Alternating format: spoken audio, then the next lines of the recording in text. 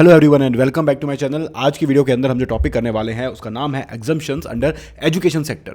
इस वीडियो के अंदर हम एजुकेशन सेक्टर की जितनी भी एग्जम्पशन रिलेटेड प्रोविजंस हैं उन सबको डिस्कस करेंगे और साथ ही एग्जाम्पल के तौर पे इसके जो क्वेश्चंस हैं उनको भी यहाँ पर हम कवर करेंगे, जिससे कि by the end of this video ये जो पूरा का पूरा कॉन्सेप्ट है ये आपके लिए कंप्लीट हो चुका होगा और साथ में इसमें किस तरीके के क्वेश्चन पूछे जाते हैं और कहाँ कहाँ आप कंफ्यूज होते हो उन सारी चीज़ों को हम यहाँ पर कवर करने वाले हैं। तो भाई ध्यान से इस वीडियो को देखना। सबसे पहली बात तो देखो, होता क्या है कि भाई जितनी भी जो एजुकेशनल इंस्टीट्यूशंस हैं, ठीक है, बात किन की हो रही है? एजुकेशनल इंस्टीट्यूशंस की, एजुकेशनल इंस्टीट्यूशंस, ठीक है। तो सबसे पहली बात तो हमारी यही बनती है कि भाई वो एजुकेशन इंस्टीट्यूशन है कौन कौन से जिनकी हम बात कर रहे हैं। तो सबसे पहली बात तो आती है हमारे पास प्री स्कूल और हायर सेकेंडरी स्कूल, ठीक है, फर्स्ट ऑफ ऑल। सेकंड आपका आता है यहां पर आपका जो एजुकेशनल इंस्टीट्यूशंस हैं जो एक क्वालिफिकेशन या degree recognised by law provide करा रहे हैं। तो बेसिक क्या क्या? क्वालिफिकेशन या कोई डिग्री जो कि रिकॉग्नाइज्ड बाय लॉ है, रिकॉग्नाइज्ड बाय लॉ, ठीक है। जैसे आपका कोई भी बीटेक का कोर्स हो गया, आपका आईएम से जो आप एमबीए करते हो वो हो गया। तो ये सारे जो कोर्सेज हैं इन सब चीज़ों की बात करते हैं। तो बेसिकली स्टार्ट हम करते हैं प्री स्कूल से, हायर सेकेंडरी स्कूल भी कवर होता है और साथ में कॉलेजेस भी यहाँ पर कवर होते हैं। थर्ड आता है आपका, इनसे हट के जो चीज़ होती है वो है vocational training. Vocational training basically क्या होती है कि आपको एक काम सिखाया जाता है, पर्टिकुलर आपको एक चीज़ सिखाई जाती है जिसके बेसिस पे आप आगे काम कर सकते हो, कोई जॉब्स ले सकते हो। डिग्री की तरह बहुत बड़ा नहीं होता, बट हाँ एक ये होता है कि आप एक टेक्निकल इंसान बन जाते हो, जैसे कि गवर्नमेंट के आईटीआई इंस्टीट्यूट्स होते हैं जो कि आपको इन सब चीज़ों की ट्रेनिंग देते हैं। तो यहाँ पर हमारी डेफिनेशन के अंदर ये चीज़ें कवर्ड हैं कि भाई ये जो हैं ये हैं एजुकेशनल इंस्टीट्यूशंस जिन पर ये जो एग्जम्पशंस के प्रोविजंस के हम बात करने वाले हैं वो एप्लीकेबल होगी। तो वो कोई भी सर्विसेज अगर प्रोवाइड करा रहे हैं अपने स्टूडेंट, फैकल्टी या फिर स्टाफ को, स्टूडेंट, फैकल्टी या अदर स्टाफ को, तो वो हमारे पास यहां पर एग्जाम्प्ट हो जाएंगे। दूसरा आपका ये एग्जाम रिलेटेड जो भी चीज़ें आपकी इनकी जो सर्विसेज प्रोवाइड कराते हैं तो वो चीज़ें भी एग्जाम्प्ट हो जाएंगी। जैसे एंट्रेंस एग्जाम्स होते हैं आपके, तो वो भी आपके एग्जाम्प्ट हो जाएंगे, ठीक है। तो यानी कि मेनली क्या हुआ कि ये जो एजुकेशनल इंस्टीट्यूशंस हैं, जो तीन हमने यहाँ पर बात करी, अगर ये अपने स्टूडेंट, फैकल्टी या स्टाफ को या एग्जाम रिलेटेड आपके कोई भी ऐसी सर्विसेज दे रहे हैं लोगों को, तो उनके ऊपर जीएसटी नहीं लगाया जाएगा।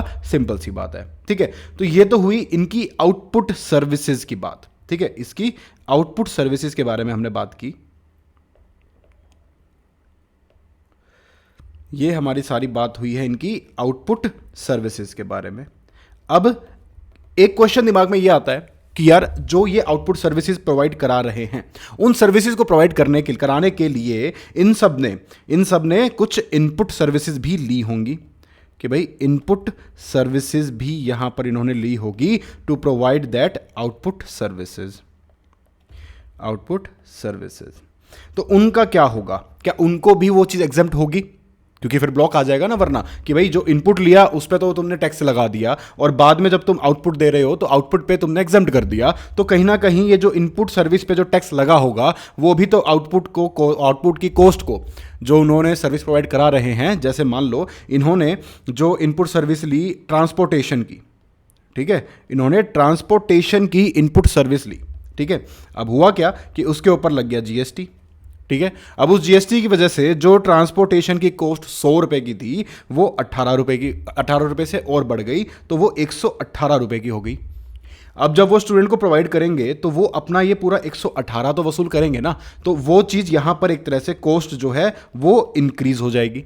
तो यहाँ पर बात ये हुई कि भाई जो इनपुट सर्विसेज भी हैं, अगर आपको एग्जाम्पशन का एक्चुअल में बेनिफिट आगे तक पहुँचाना है तो इनपुट सर्विसेज को भी एग्जाम्प्ट करना होगा, जिससे वो कॉस्ट अल्टीमेटली रिड्यूस होती जाएगी, ठीक है। तो उस चीज को करने के लिए यहां पर कुछ इनपुट सर्विसेज भी हैं जिनको एग्जेम्प्ट किया गया।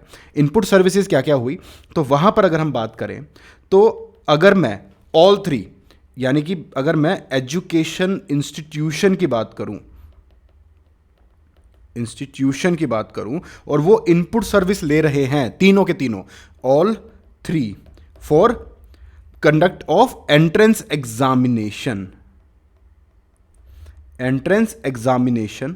या फिर एडमिशन रिलेटेड कोई सर्विस, एडमिशन, बच्चों के एडमिशन कराने के लिए उससे रिलेटेड कोई सर्विसेज ले रहे हैं, ये तीनों के तीनों, all three of these institutions, अगर वो ऐसी कोई सर्विस ले रहे हैं तो उनको यहां पर एग्जम्पशन मिल जाएगी कि उन चीजों के ऊपर भी इनपुट के टाइम पे भी जीएसटी नहीं लगेगा। यानी कि जो सर्विस प्रोवाइडर है वो ये देखेगा कि यार ये सर्विसेज मैं इन एजुकेशनल इंस्टीट्यूट्स की डेफिनेशन में फॉल होने वाली चीजों को प्रोवाइड करा रहा हूं, तो मुझे इन पर जीएसटी नहीं लगाना है, कोई बात नहीं, ठीक है।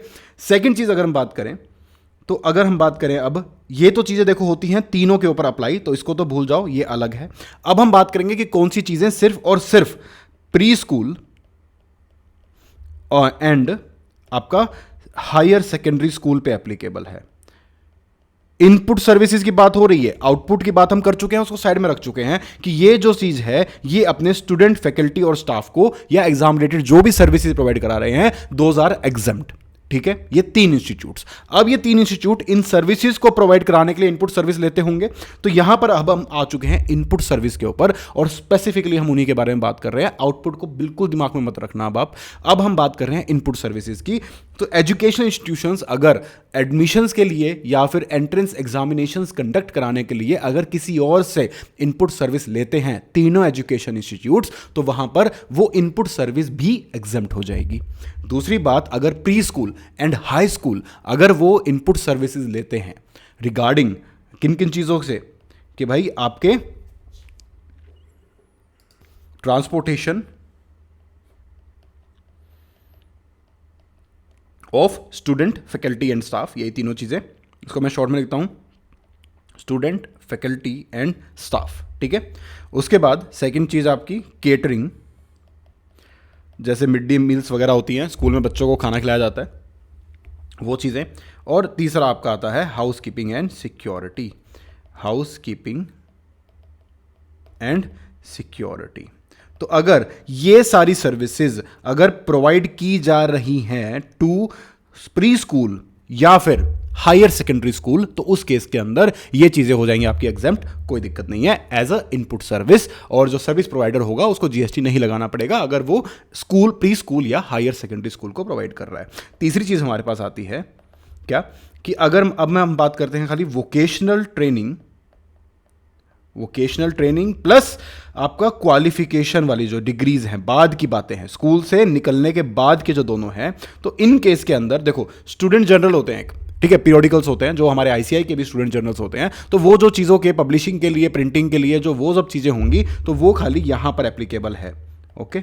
स्टूडेंट जर्नल जो चीज़ें होती हैं आपके पीरियोडिकल्स होते हैं, ठीक है, तो इन केसेस के अंदर आपका सिर्फ और सिर्फ वोकेशनल या क्वालिफिकेशन रिकॉग्नाइज्ड बाय लॉ के केस में ही इनपुट सर्विस आपकी एग्जम्प्ट होगी। उसका रीजन यह है कि भाई स्कूल के बच्चों को अपना कैरिकुलम तक ही फोकस रहते हैं, उनको इन चीज़ों के खर्चे की जरूरत नहीं होती है। ये चीज़ें काम आती हैं आपके कब, जब आप फर्दर क्वालिफिकेशन के लिए जाते हो या फिर आप ITI में कोई प्रोफेशनल कोर्स करने जा रहे हो जिसके थ्रू आपको बाद में जॉब मिलेगी, तो वहां पर आपका इन चीज़ों का अप टू डेट रहना जरूरी है। तो जहां पर जरूरत है वहां पर एग्जम्पशन दी है। यहां पर एक स्टूडेंट्स को देखो, कॉलेज के बच्चे बड़े हो चुके हैं, ठीक है, उनको ट्रांसपोर्ट के लिए अपना देख लेंगे, वो कोई दिक्कत नहीं है, अपने हिसाब से जाते हैं। नॉर्मली कॉलेजेस के अंदर लोग अपने ही मीन से ट्रैवल करते हैं, ठीक है। स्कूल के बच्चों को एक मैंडेटरी रिक्वायरमेंट होती है कि यार वो बहुत छोटे बच्चे हैं, उनको आप अपने व्हीकल से बुला नहीं सकते हो, तो वहां पर transportation is a basic necessity, ठीक है। केटरिंग की चीज़ें भी हैं, देखो कॉलेज में कितना सुना है आपने कि कॉलेज में बिठा के बच्चों को मिड डे मील दी जा रही है, ऐसा नहीं होता, स्कूल तक ही होता है, तो वहां पर भी वो चीज़ें हैं। And house keeping and security भी एक इंपॉर्टेंट पार्ट है स्कूल्स का। कॉलेजेस में दे आर अडल्ट इनफ कि वो अपना ध्यान रख सकते हैं, ऐसा एज्यूम किया जाता है। तो ये जो तीन चीज़ें हैं ये सिर्फ स्कूल वालों को बेनिफिट दिए गए हैं, याद रखना है आपको, यहां कंफ्यूज नहीं होना है। और जो अगर आपको क्वेश्चन में पूछा जाए कि यार जर्नल्स वगैरह के लिए एक स्कूल ने, एक हायर सेकेंडरी स्कूल ने कुछ सर्विसेज ली हैं, तो उस केस के अंदर आपको क्लियरली जवाब देना है कि नहीं, वो चीज एग्जम्प्ट सिर्फ और सिर्फ कॉलेजेस के केस में होती है या फिर वोकेशनल ट्रेनिंग के केस में होती है। लेकिन अगर मैं बात करूं एंट्रेंस एग्जामिनेशंस के लिए या एडमिशंस के लिए कोई इनपुट सर्विस ली है, तो उस केस में वो तीनों के ऊपर अप्लाई होता है, तो वो इनपुट सर्विस तीनों के लिए ही एग्जम्प्ट होती है। तो ये यहां पर पॉइंट है। तो पहला पॉइंट तीनों के लिए, दूसरा पॉइंट खाली high school and pre school के लिए, एंड तीसरा पॉइंट स्टूडेंट जर्नल सिर्फ और सिर्फ आपका कॉलेजेस एंड आपका ITI वोकेशनल ट्रेनिंग्स के लिए। तो यहां पर हमारा देखो ये हुआ एक बेसिक पार्ट कवर। अब हम चलेंगे कुछ एडिशनल पॉइंट्स पे, एडिशनल पॉइंट्स को समझेंगे। तो यहां पर देखो, आई होप यहां तक आपको समझ में आ गया हो कि क्या स्टार्ट किया हमने, एजुकेशनल इंस्टीट्यूशन होता क्या है, उसकी डेफिनेशन में कौन सी 3 चीजें आती हैं, उसके बाद उसकी आउटपुट सर्विसेज किस नेचर की होती हैं जो कि एग्जेम्प्ट होती हैं, और उसके बाद कौन कौन सी इनपुट सर्विसेज ब्रॉडली वो लेगा जिन इनपुट सर्विसेज को एग्जेम्प्ट माना जाएगा। ओके, अब हम बात करने वाले हैं कि भाई उसके बाद कुछ एडिशनल पॉइंट्स की, इसके बाद हम बात करते हैं कुछ एडिशनल पॉइंट्स जो कि हैं मोस्टली रिगार्डिंग आपका आउटपुट सर्विसेज। तो उस केस में अब जैसे पहला पॉइंट आपके दिमाग में क्या आना चाहिए कि जो बोर्डिंग स्कूल्स होते हैं उसके अंदर इन सर्विसेज के अलावा, नॉर्मली जो स्कूल के जो सर्विसेज है उसके अलावा आपको एक बोर्डिंग सर्विसेज दी जाती हैं। जैसे कि आप स्कूल की आपको एजुकेशन की सर्विस तो मिल ही रही है, साथ में आपको रहने को भी मिल रहा है, बोर्डिंग एंड लॉजिंग भी आपको मिल रही है। तो उस केस के अंदर क्या होगा, तो भाई बोर्डिंग का जो एक्सपेंसेस है, देखो अगर वो स्कूल है और वो school as a part of education आपको वहां पर रख रहा है, तो वहां पर एक तरह से अगर आप देखना, आपने कंपोजिट एंड मिक्स सप्लाई का कॉन्सेप्ट पढ़ा है, तो वो यहां पर अप्लाई होता है। तो हुआ क्या कि आपको एजुकेशन की सर्विसेज दी जा रही है जो कि प्रीडोमिनेंट है, जो कि प्रीडोमिनेंट है, ठीक है। उसके साथ इन एडिशन टू दैट आपको एक रहने का, बोर्डिंग का आपको मिल रहा है जो कि एंशिलरी है, जो कि सपोर्टिव है। तो इस केस के अंदर ये क्या हुआ आपका कॉम्पोजिट। और कॉम्पोजिट में अगर आप अच्छे से जानते हो कि होता क्या है, जो प्रिंसिपल सप्लाई होती है, प्रिंसिपल सप्लाई यहां पर क्या है, एजुकेशन इज प्रिंसिपल सप्लाई। तो जो प्रिंसिपल सप्लाई होती है उसका रेट लगता है, और यहां पर क्या हो रहा है, प्रिंसिपल सप्लाई इज एग्जेम्प्ट। तो अगर प्रिंसिपल सप्लाई इज एग्जेम्प्ट तो ancillary supply is also exempt. Clear सी बात होती है। तो ये पूरे के पूरे आपके जीएसटी का इंटरप्रिटेशन है, and this is the prime example of interlinkability of all the concepts of your GST का सिलेबस। जीएसटी में एक कॉम्प्लिकेशन यही आती है कि हर चीज दूसरी चीज से जुड़ी हुई है, ठीक है, हर चीज में कुछ ना कुछ ऐड होता है। सप्लाई नहीं पता तो आप एग्जम्पशन कैसे निकालोगे, ठीक है, कि कौन सी चीज आप गुड्स हैं, कौन सी सर्विस है, उसको डिस्टिंक्ट कैसे करोगे। तो इन चीज़ों को धीरे धीरे आपको ध्यान में रखना होता है। एक माला के अंदर मोती की तरह हर चैप्टर को आपको ऐड करते हुए चलना है। जब वो कंप्लीट होगा तो गलतियां बिल्कुल भी नहीं होंगी, ठीक है। तो ये तो हुआ आपका पहला पॉइंट बोर्डिंग का। दूसरी बात हम बात करते हैं कि एक एजुकेशन रिलेटेड सर्विस होती है आपकी एफिलिएशन की। जैसे गवर्नमेंट ने, सीबीएसई ने प्राइवेट स्कूल को एफिलिएट किया हुआ है कि भाई हाँ, हमारे करिकुलम के हिसाब से ये लोग चलते हैं, ठीक है। दूसरी चीज़ आपके पास आती है कि आपका जो कॉलेजेस हैं उनको भी एफिलिएट किया जाता है कि भाई हाँ, these qualifications are recognised by law, ठीक है। तो ये जो एफिलिएशन की सर्विस होती है, ठीक है, ये जो एफिलिएशन की सर्विसेज जो कि गवर्नमेंट प्रोवाइड करा रही है, ठीक है, तो क्या ये एग्जेम्प्ट है या नहीं। तो पॉइंट इज कि normally these are not exempt नहीं है, दे आर टैक्सेबल। लेकिन अगर वो चीज एफिलिएशन की सर्विस प्रोवाइड करी जा रही है गवर्नमेंट स्कूल को, तो भाई उस केस के अंदर दिस इज एग्जेम्प्ट, ठीक है। तो ये आपको एफिलिएशन रिगार्डिंग आपको ये पॉइंट यहां पर याद रखना है। थर्ड पॉइंट आपका आता है कि मान लो आप IIM में पढ़ रहे हो, ठीक है, बहुत बड़ी बात है। आप मान लो सीए करने के बाद आपको लगा कि यार थोड़ा सा और मुझे बेटर बनना है, तो आप IIM में जा सकते हो। अब वहां पर क्या हो रहा है कि आपको कुछ हॉबी क्लासेस दी जा रही है या कुछ additional apart from the curriculum, जो कि आपकी डिग्री के लिए मैंडेटरी नहीं है, बट अपार्ट फ्रॉम करिकुलम आपको कुछ चीज़ें सिखाई जा रही है, ठीक है, एडिशनल चीज़ें कुछ सिखाई जा रही है। तो भाई यहाँ पर क्या हो रहा है, तो ये जो चीज़ें हैं क्या ये इनको एग्जेम्प्ट करेंगे या फिर इनको आप अलग से आपको इस पर टैक्सेबिलिटी बनेगी। तो भाई अगर जो आपकी जो एडिशनल चीज़ें हैं वो आपके ओवरऑल वेलबींग को फायदा दे रही हैं, ठीक है, और आपके करिकुलम का भी एक तरह से किसी एंशिलरी तरीके से हिस्सा है, तो हमने क्या देखा बोर्डिंग के अंदर भी कि अगर वो एंशिलरी तरीके से भी, एक एडिशनल तरीके से भी आपके करिकुलम का हिस्सा है और आपकी जो पूरी फीस है उसके साथ मिलके वो चीज़ आ रही है, तो उसको नेचुरली बंडल्ड माना जाएगा एंड वहां पर उसको कॉम्पोजिट सप्लाई का करार कर दिया जाएगा कि कोई दिक्कत नहीं है, कॉम्पोजिट है, एंटायरली एग्जाम्प्ट है। लेकिन वहीं अगर उस चीज़ की सेपरेट बिलिंग ली जा रही है, अब क्या कहना है कि आपसे पूरी पूरी फीस ले ली, ठीक है, उसके बाद जब आपको वो सर्विस प्रोवाइड कराने के लिए आपके पास एक ऑप्शन दिया गया कि भाई ये एक्स्ट्रा चीज़ें हैं, अगर आपको करनी है तो ये लो, एक अलग से आपका बिल कटेगा, अलग से पेमेंट होगी, अलग से इनवॉइस इसका जनरेट होगा, तो उस केस के अंदर वो बन जाएगा आपका भाई मिक्स सप्लाई। तो उस केस में वो आपका हाईएस्ट रेट लग जाएगा, तो आप खाम खाम में वहां पर फंस जाओगे। तो ये इंस्टीट्यूट्स भी इस बात का ध्यान रखते हैं कि भाई टैक्सेबिलिटी बच्चों के ऊपर महंगा ना पड़े, तो यहां पर इसको एज अ कॉम्पोजिट बनाने के लिए वो नेचुरली बंडल्ड तरीके से ही उसको दिखाया जाता है। तो यहां पर ये वाली बात आपकी हो जाती है। तो अगर देखो नेचुरली बंडल्ड है, उसी का पार्ट है और एक ही फीस ली जा रही है, तो कॉम्पोजिट हो गई, तो एग्जम्प्ट है। बट अगर उसका अलग से चार्ज लिया जा रहा है, अलग सर्विसेज उसको समझा जा रहा है, तो फिर वो मिक्स्ड है और उसका हाईएस्ट रेट वहां पर लग जाएगा। ओके, अब अगर हम आईआईएम्स की ही बात कर रहे हैं तो एक कुछ एडिशनल चीज़ें देखते हैं। देखो दो कुछ अलग अलग प्रोग्राम्स भी होते हैं, आपने सुना होगा, एक एग्जीक्यूटिव एमबीए होती है जो 1 साल की होती है, ठीक है, और कुछ अलग से छोटे छोटे डिप्लोमा कोर्सेज, सर्टिफिकेशन कोर्सेज, ये सब चीज़ें चलती रहती हैं, ठीक है। तो हम किन किन की बात कर रहे हैं, लेट सपोज एक आईआईएम का ही एग्जाम्पल लेते हैं, कोई भी एमबीए कॉलेज हो सकता है जो कि रिकॉग्नाइज बाय गवर्नमेंट है, बट यहाँ पर चलो हम आईआईएम्स की बात करते हैं, ठीक है, एक एग्जाम्पल लेके कि एक आईआईएम है, कोई भी आईआईएम अहमदाबाद की बात करते हैं जहाँ पर आप पढ़ रहे हो, ठीक है। वहां पर आपको पता चलता है कि एक तो 1 ईयर का डिप्लोमा है, ठीक है।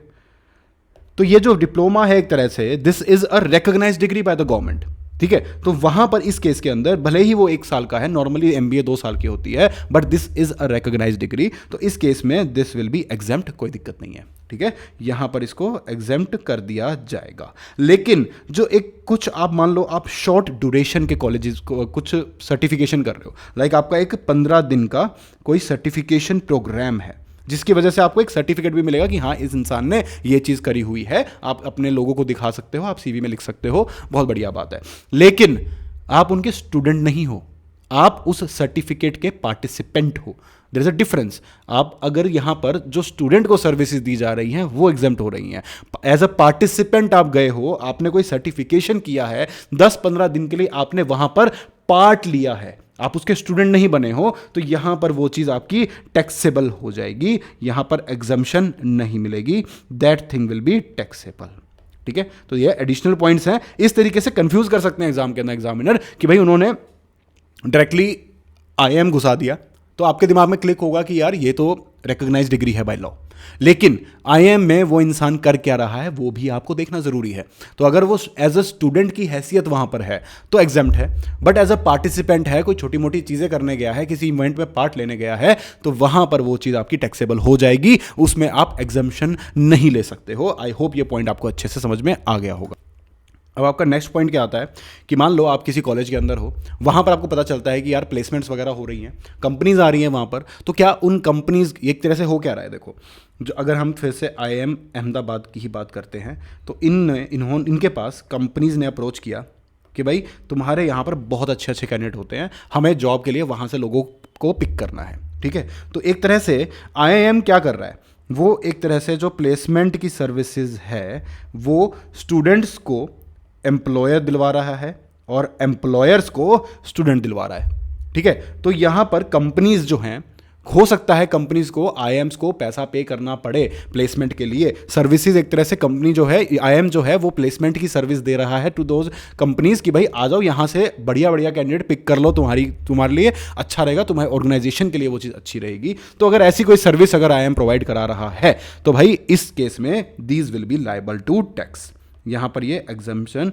नहीं होगी। देखो एक बहुत ही बेसिक सी बात है, पहले भी बता चुका हूं स्टार्टिंग में और अभी भी बता रहा हूं, ये एडिशनल पॉइंट्स इसलिए करने पड़ रहे हैं क्योंकि यार ये बुक में दिए हुए हैं, ठीक है, इनके बारे में आपको अलग से पता होना चाहिए, एग्जाम में कंफ्यूजन ना आए। लेकिन एक बेसिक कॉन्सेप्ट जिसके अराउंड ये सारे पॉइंट्स रिवॉल्व करते हैं वो यही है कि भाई ये 3 इंस्टीट्यूट्स अपने स्टूडेंट, फैकल्टी या स्टाफ को कोई सर्विस दे रहे हैं या फिर एग्जाम रिलेटेड, एंट्रेंस रिलेटेड कोई सर्विसेज दे रहे हैं, तो भाई उस केस के अंदर एग्जाम्प्ट होंगे। तो क्या भाई ये कंपनीज इनकी स्टूडेंट है? नहीं ना, तो सीधी सी बात है कि भाई इनको यहां पर एग्जम्पशन नहीं मिलेगी, ठीक है। बहुत ही बेसिक सी बातें हैं ये। अगला पॉइंट आपका आता है, ठीक है। अब देखो यहां पर आपने 2 अलग से सर्विसेज लेके आ रहा हूं मैं, 2 अलग से चीजें लेके आ रहा हूं जो कि नॉर्मल करिकुलम से हटके है। देखो आपने एक चीज पढ़ी, सुना होगा आपने, मर्चेंट नेवी वाले, ठीक है, उनको भी एक तरह से उनकी पढ़ाई ही अलग होती है, वो कॉलेजेस में नहीं जाते हैं, उनका एक एग्ज़ाम होता है, उसके बाद वो अपना जो है शिपिंग के जो उनका इंस्टीट्यूट्स हैं वहाँ पर ही उनकी ट्रेनिंग होती है, उनको अलग से वो सारी चीज़ें सिखाई जाती है। ठीक है, तो वो हो गए। और आपका हो गया फ्लाइट स्कूल, जहाँ पर आपको पायलट बनने की ट्रेनिंग दी जाती है। ठीक है, तो ये दोनों जो चीज़ें हैं, तो क्या इसका क्या होने वाला है, तो यहाँ पर जो है ये दोनों चीज़ें भी अपना एजुकेशन के करिकुलम में ही आएंगी, and these are also exempt. ठीक है, तो ये बात आपको यहां पर ध्यान रखनी है कि एडिशनली आपको चीज़ बता दी गई है। अब यहां पर देखो, जो एडिशनल पॉइंट्स थे हमने सारे के सारे देख लिए, हमने मेन जो कॉन्सेप्ट था वो समझ लिया कि भाई इनपुट सर्विसेज का और आउटपुट सर्विसेज का क्या कॉन्सेप्ट है। बस आपको डेफिनेशन याद रखनी है, किन किन लोगों को सर्विसेज प्रोवाइड करानी है वो याद रखना है, और कौन कौन सी इनपुट सर्विसेज में ये जो आपके सामने यहाँ पर डिफरेंस है, इस डिफरेंस को आपको याद रखना है कि ये जो एंट्रेंस एग्जाम और एडमिशन रिलेटेड सर्विसेज हैं वो तीनों के लिए ही एग्जाम्प्ट है इनपुट के केस के अंदर।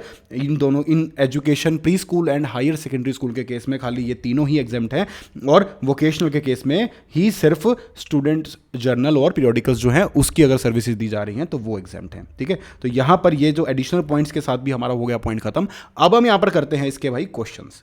ठीक है, अब हम यहाँ पर करेंगे इसके क्वेश्चंस। तो भाई सबसे पहले मैं दिखाता हूँ आपको, इसमें स्टडी मटेरियल से ही आपको भी क्वेश्चंस करा रहा हूँ मैं, कि सबसे पहला क्वेश्चन आपका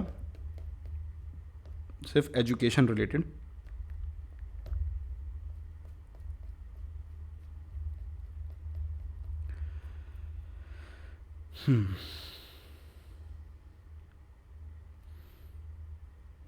तो ये रहा आपका पहला क्वेश्चन, सॉरी आंसर है ये।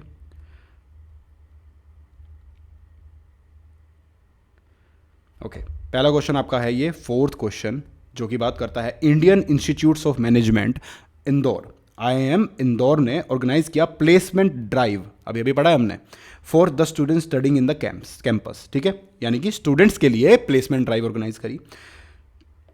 Many multinational companies register for the placement program and pay the registration fees of 1 lakh रुपए। यानी कि ये क्या कह रहे हैं, कंपनीज ने IIM अहमदाबाद, IIM इंदौर को 1 लाख रुपए दिए। IIM Indore is a view that the such consideration received from MNCs for participating in the placement programme is exempt. अब देखो, MNCs को सर्विस देना क्या एजुकेशनल इंस्टीट्यूशन के लिए एग्जाम्प्ट होगा कि टैक्सेबल होगा? स्टूडेंट फैकल्टी स्टाफ नहीं आता ना, टैक्सेबल होगा, बात खत्म। बाकी सारी चीज़ें एडिशनल पॉइंट्स हैं जो आपको ऑलरेडी पता हैं तो आप लिखोगे, बट एक बेसिक कोर बात यहां पर क्या बनती है, क्या स्टूडेंट फैकल्टी एंड स्टाफ इनमें से किसी को सर्विस दी जा रही है? नहीं। तो इस केस में MNCs हैं, तुम बाहर के लोगों, तुमसे पैसे लेंगे, तुमसे GST भी वसूलेंगे, तो भाई 1 लाख रुपए के ऊपर GST लगेगा। IIM का जो कंटेंशन है दैट इज़ रॉन्ग। ठीक है, ये वाली बात हुई आपकी यहाँ पर। उसके बाद आपका नेक्स्ट क्वेश्चन आता है यहाँ पर, एक कॉम्प्रिहेंसिव क्वेश्चन करते हैं हम।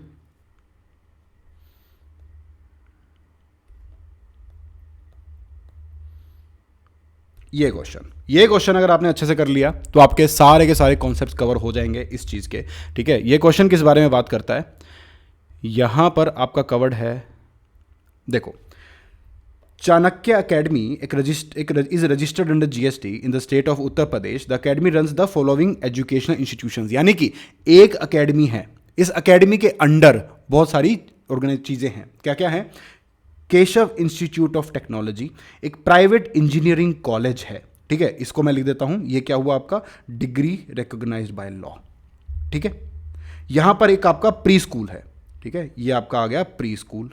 ठीक है, फिर आपका आता है ब्राइट माइंड्स, एक कोचिंग इंस्टीट्यूट है, एक प्राइवेट कोचिंग इंस्टीट्यूट है। प्री स्कूल हाई स्कूल में नहीं आता, कॉलेज में नहीं आता, ITI में नहीं आता, तो इसके ऊपर एग्जाम्पशन एप्लीकेबल है? बिल्कुल भी नहीं, पहले ही काट दो। तो इसके रिगार्डिंग आपको कुछ भी नजर आए क्वेश्चन के अंदर तो भाई उसमें ये वाले प्रोविजंस नहीं लगेंगे, एग्जाम्पशन से ये बाहर है। ठीक है, इसकी आउटपुट सप्लाई भी टैक्सेबल है, इसका इनपुट भी टैक्सेबल होगा। Okay, spring model higher secondary school affiliated by CBSE। ठीक है, हाई स्कूल है ये, तो ये भी आपका एग्जाम्पशन में कवर्ड है।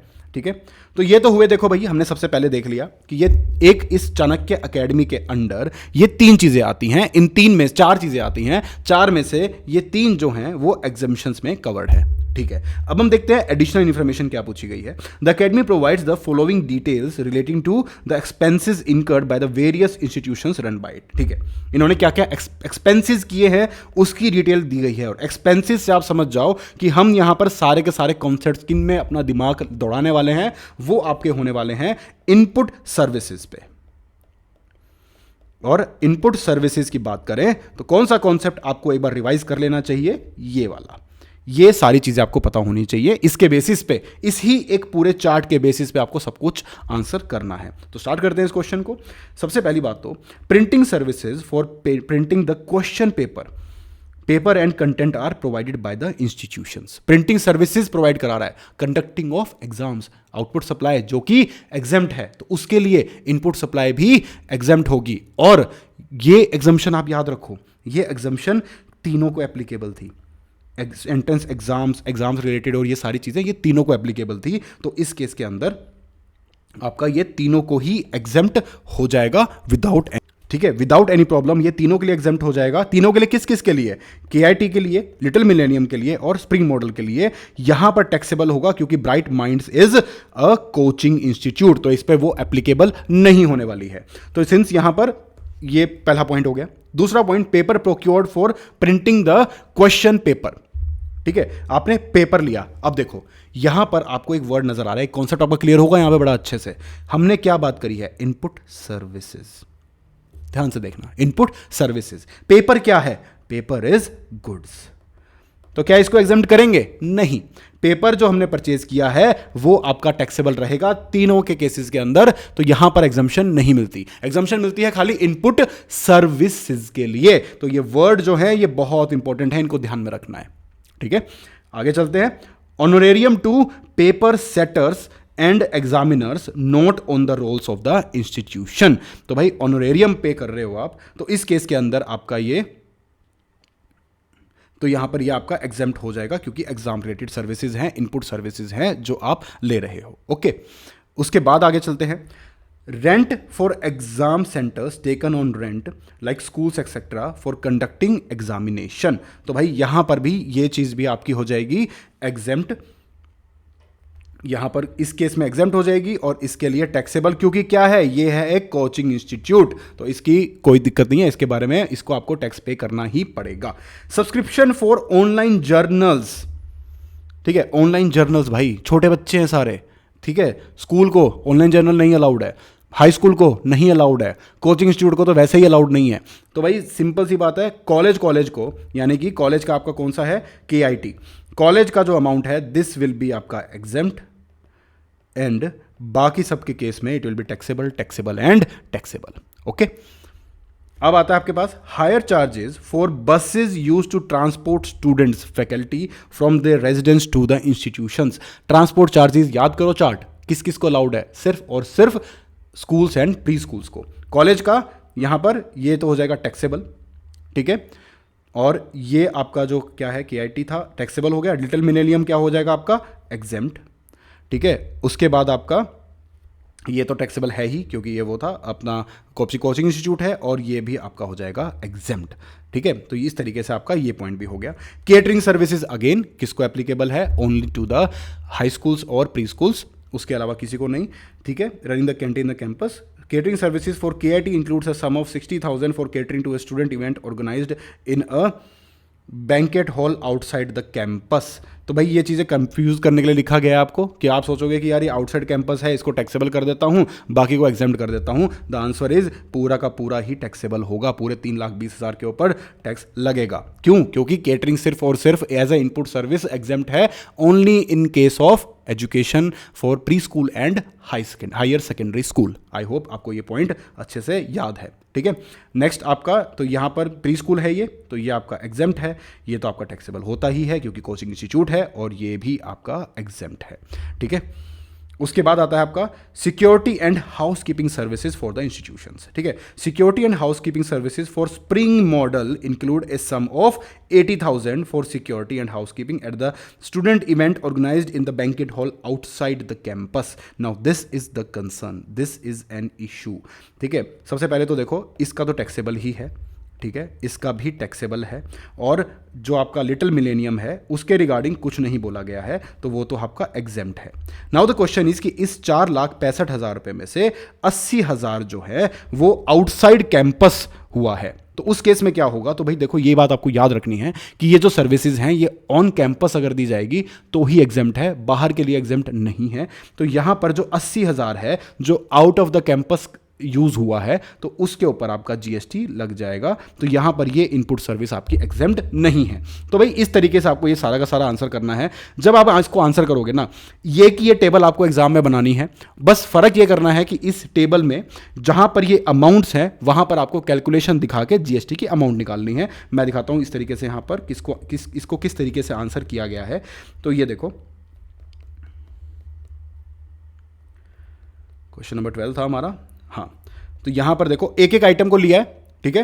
तो यहां पर इन्होंने बस बताया कि भाई केआईटी के लिए ये एग्जेम्प्ट है, इसके लिए टैक्सेबल है, इसके लिए एग्जेम्प्ट है। यहां पर तीनों के लिए ही टैक्सेबल था, सबके लिए तो टैक्सेबल था। तो ये इस तरीके से आपको बस इस टेबल के अंदर इसको जो जो पॉइंट हमने किए वहां पर उनको आंसर करते हुए चलना है। कॉन्सेप्ट क्या क्या ध्यान रखने हैं, ठीक है, कि भाई कंफ्यूज नहीं होना है। पीरियोडिकल्स एंड जर्नल्स किसके लिए एप्लीकेबल है? खाली कॉलेजेस के लिए, आईटीआई के लिए, उसके अलावा सबके लिए टैक्सेबल है, ठीक है। आपका travel, transportation, catering and house keeping and security only for educational institution for senior secondary school and pre school. Private coachings के ऊपर कोई एग्जाम्पशन नहीं है, आउटपुट में भी लगेगा, इनपुट में भी लगेगा। तो ये जो छोटे मोटे पॉइंट्स हैं, और हाँ, ऑन कैंपस है, ऑफ कैंपस है, वो ध्यान रखना है। ऑफ कैंपस अगर कोई खर्चा है तो वो आपका जीएसटी उसके ऊपर एप्लीकेबल हो जाएगा, कोई दिक्कत नहीं है। गुड्स और सर्विसेज का डिस्टिंक्शन आपको याद रखना है कि यहां पर इनपुट सर्विसेज को एग्जेम्प्ट किया गया है, गुड्स नाम की किसी चीज को एग्जेम्प्ट नहीं किया गया है। तो जैसे कि पेपर खरीदे थे उन्होंने, तो पेपर के ऊपर एग्जेम्पशन नहीं थी, वहां पर आपकी टैक्सेबिलिटी थी। तो भाई यहां पर हमने मोस्टली सारे के सारे कॉन्सेप्ट यहां पर कवर कर लिए हैं। क्वेश्चंस करोगे आपको समझ में आ जाएगा, कंफ्यूजिंग पॉइंट्स हैं, इसीलिए इस एजुकेशनल सेक्टर की मैंने अलग से वीडियो रखी है आपके लिए। और इस टाइप की आपको कौन कौन सी वीडियो चाहिए तो भाई कमेंट सेक्शन में को बताओ। आई होप ये वीडियो आपको अच्छी लगी। अगर अच्छी लगी तो लाइक करें, सब्सक्राइब करें, and thank you for watching.